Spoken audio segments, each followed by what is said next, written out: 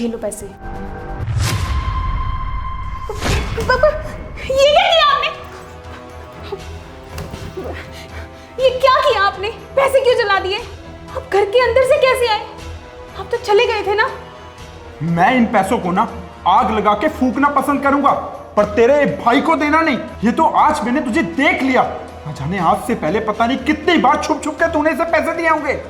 नहीं जीजू, ऐसा कुछ नहीं है। चुप रह। अगर तू बीच में बोला ना तो मुझसे बुरा कोई नहीं होगा। और हाँ, कहीं नहीं गया था मैं, इसी घर में छुप के बैठा था। जानबूझ के ऑफिस जाने का नाटक किया था, क्योंकि ये देखना चाहता था मैं कि मेरी जाति तुम क्या करोगी। और तुमने क्या किया?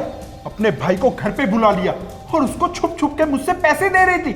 मेरी मेहनत की कमाई इसके ऊपर लौटा रही थी। नहीं, आप मुझे गलत समझ रहे हो। मैं आपको सबसे बचने की... बकवास बंद करो। और मैं कुछ गलत नहीं समझ रहा हूँ। बोल दो इसे कि चला जाए यहाँ से, वरना अगली बार अगर मुझे दिखा ना तो मैं इसकी टांगे तोड़ दूंगा।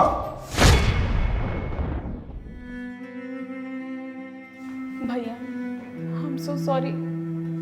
इन्होंने आपको थप्पड़ मारा। कमीनी कहीं की मेरी मेहनत की कमाई को अपने मायके वालों पे लौटा रही है। ये फोन तो कविता का है ना? जरा चेक तो करूं कि आज से पहले कितनी बार इसने अपने मायके वालों को पैसे भेजे हैं और क्या क्या बातें करती है ये उनसे। भाई, मैंने जो तुझसे 50,000 रुपये उधार लिए थे वो मैं तुझे लौटाना चाहती हूँ। मैंने कुछ पैसे इकट्ठे करे हैं। कल जब तेरे जीजू ऑफिस जाएंगे ना तो तू पीछे से आके ले जाइयो मुझसे। ये सब क्या है? इसका मतलब सनी आज इसलिए घर पे आया है क्योंकि उसने अपनी बहन को पैसे उधार दिए हुए थे और वो पैसे आज मेरी बीवी उसको लौटाने वाली थी। इसका मतलब ये पैसे मेरे नहीं बल्कि उसके भाई के ही थे। ठीक है बहन, मैं चलता हूँ। आज के बाद कभी इस घर में अपना पाँव नहीं रखूंगा। कभी नहीं आऊंगा, कभी नहीं आऊंगा। रुको, आई एम रियली सॉरी।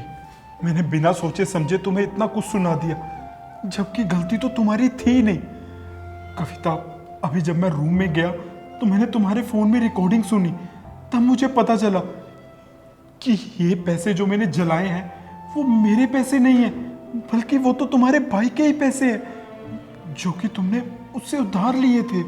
हाँ, वो पैसे मैंने भैया से ही लिए थे। आपको याद है, कुछ टाइम पहले 2 महीने के लिए आपकी जॉब चली गई थी और मैंने आपको कहा था कि मैंने पैसे सेव करके रखे हैं।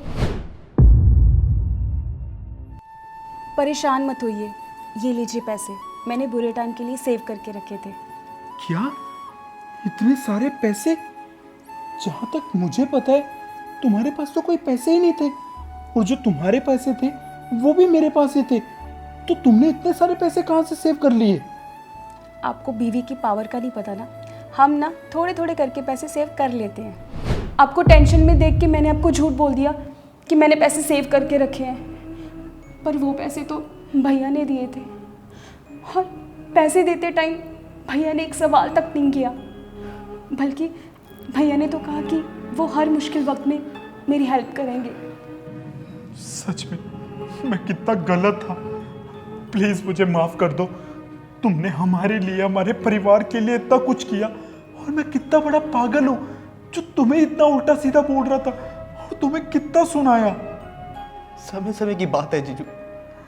मेरे बुरे वक्त में दीदी ने मेरा साथ दिया और आपके बुरे वक्त में मैंने आपका साथ दे दिया।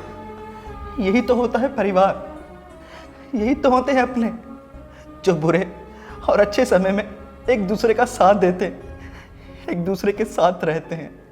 तुम बिल्कुल सही बोल रहे हो, और मैं कितना बड़ा बेवकूफ हूं जो अपनों के साथ ही इतना गलत कर बैठा। तुम्हें थप्पड़ तक मार दिया मैंने। तुम ही काम करो, तुम मुझे थप्पड़ मारो और इस बात का बदला लो, पर मुझे माफ कर दो। मुझे मारो मुझे। नहीं जीजू, ऐसा मत करो। हाँ, मुझसे बड़े हैं, मैं ऐसा नहीं कर सकता। It's okay. थैंक यू, लेकिन आज के बाद ये गलती दोबारा कभी नहीं होगी। किसी के ऊपर भी रिएक्ट करने से पहले मैं 100 बार सोचूंगा। I am really sorry.